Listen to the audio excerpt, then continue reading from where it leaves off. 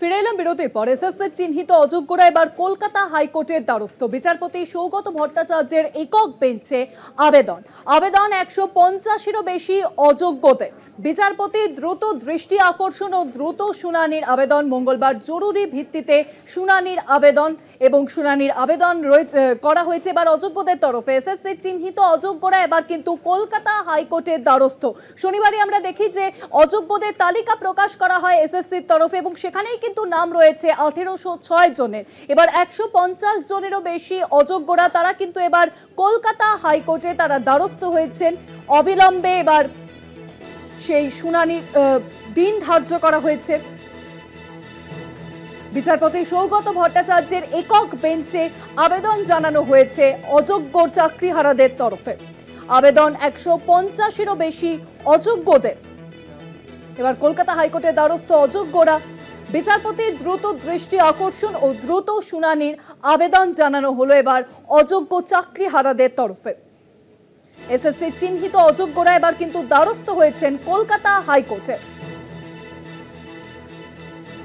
বিচারপতি সৌগত ভট্টাচার্যের একক বেঞ্চে আবেদন, দ্রুত শুনানির আবেদন করা হয়েছে অযোগ্য চাকরিহারাদের তরফে এবং 1806 জন তারা কিন্তু অযোগ্য এবং সেই তালিকা প্রকাশ করা হয়েছে এসএসসির তরফে এবং তারপরেই কিন্তু এবার 150 জনেরও বেশি অযোগ্য চাকরিহারারা তারা কিন্তু কলকাতা হাইকোর্টের দ্বারস্থ।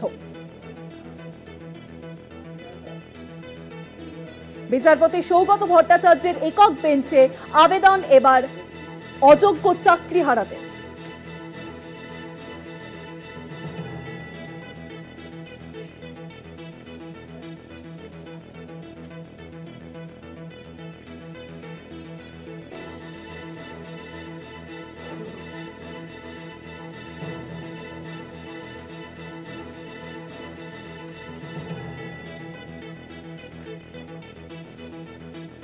বিচারপতি সৌগত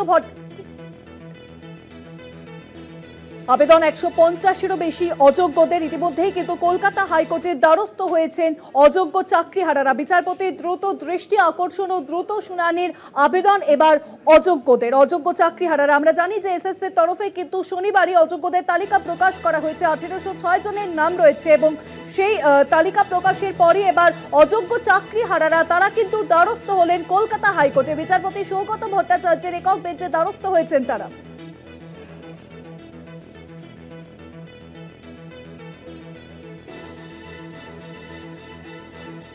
বিচারপতির দ্রুত দৃষ্টি আকর্ষণ ও দ্রুত শুনানির আবেদন এবার অযোগ্য চাকরিহারাদের।